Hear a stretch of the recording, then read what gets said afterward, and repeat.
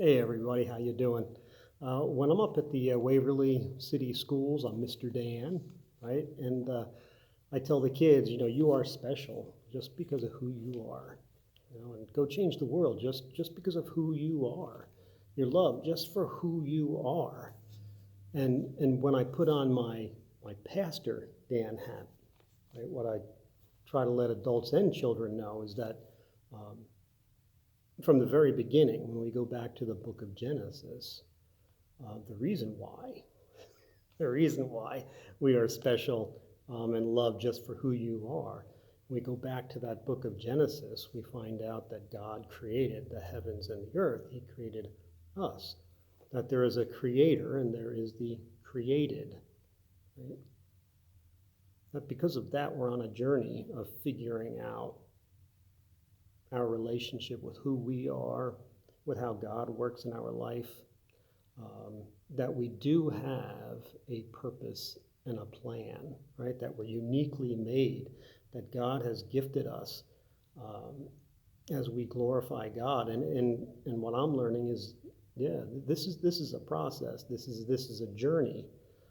A friend of mine writes poetry, and they wrote this: when I'm wandering through life with no aim, feeling no purpose, no meaning or gain, you gently remind me of the grander design I hold deep within. It's there I define. We all have a role to share with the world, spreading a love truly unfurled. Each one of us special, each one of us rare, each one of us made to love and to care. Amen to that. You are special. You are rare. You are made uniquely and designed with a purpose. And we figure that out as we go forward in life, that we're not just an accident. None of us are a mistake in the way we're made. We're not just accidents of a big bang, if you will.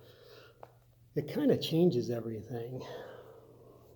And so what I found, even in the midst of pandemic or what have you, is that I'm picking up pieces of the grander design, if you will, of who I am in it, of how I am built, of how I am designed, and it adds just to my journey. It's a journey of hope,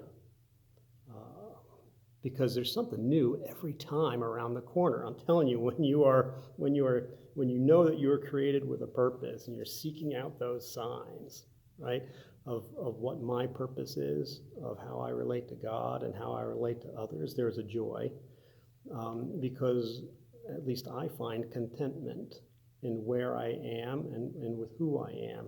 And it increases every day, right here in Waverly, right, even in the midst of, again, of virus stuff. It adds to my story anyway. And so remember that you're special. Remember that you were designed with a purpose, that there is a creator and there is the created, right? And you, the created one, were built incredibly special with a purpose and a plan. So I just put that out there for you today. Yeah, you are special. You're created with a purpose, and you're created in a loving fashion. So let's journey together and figure out how we best glorify our Creator. Love you. Take care of yourself. Yeah, you're special. All right. I'll see you.